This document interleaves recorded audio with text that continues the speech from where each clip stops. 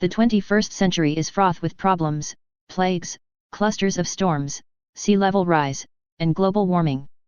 What stories are we telling our young people to help them cope? Throughout history, societies have provided their young people with powerful stories of heroes facing society's problems. These were fictionalized versions of the problems that their young people will face in their real lives. The ensuing struggles might be long and hard, but the effort was never without bravery and love for the societies that bore them. How can we provide such stories today? How can we provide these stories in a form that will actually be consumed by our youth?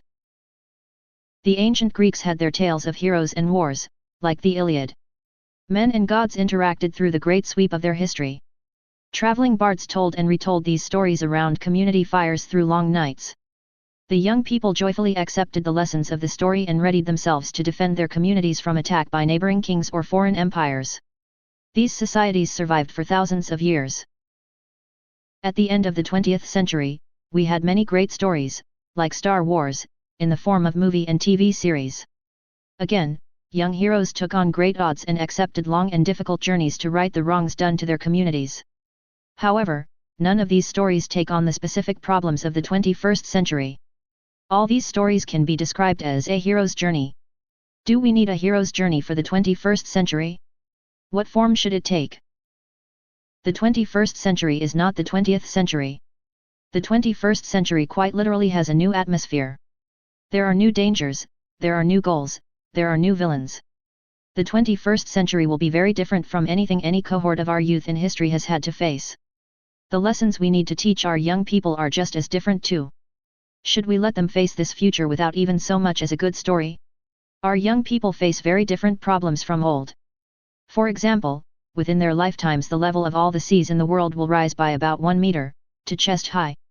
This will require a great migration of billions of people away from the current shorelines. Who is to lead these people?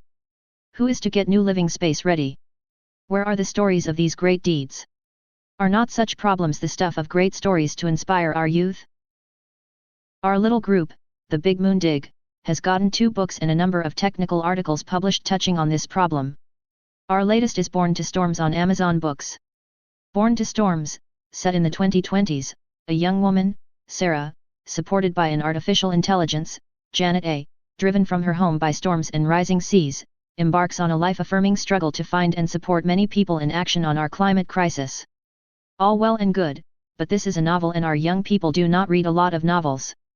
This leaves us with a major problem. What should we do next? Is there a specific form for the great story that today's young people will take to heart? We thought that we should write the screenplays for a TV series. There happens to be a strong market for such works for cable television right now.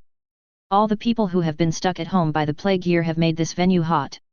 The problem is age again, the TV audience average age is over 49. What to do? What to do?